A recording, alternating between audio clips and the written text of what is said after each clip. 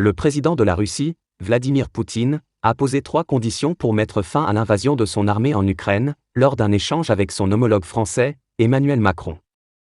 L'information a été révélée par le Kremlin, le palais présidentiel russe. Alors que le monde entier condamne l'invasion de l'Ukraine par la Russie, Vladimir Poutine a listé ses exigences pour mettre fin à l'envahissement. Selon l'AFP qui cite le Kremlin, le président russe a détaillé, lundi 28 février, lors d'un entretien téléphonique avec son homologue français Emmanuel Macron, ses conditions préalables à la fin de l'invasion de l'Ukraine. Poutine réclame en effet la reconnaissance de la souveraineté russe sur la Crimée, l'aboutissement de la démilitarisation et de la dénazification de l'État ukrainien, et la garantie de son statut neutre, en préalable à tout règlement. La résolution du conflit n'était possible que si les intérêts sécuritaires légitimes de la Russie étaient pris en compte sans condition.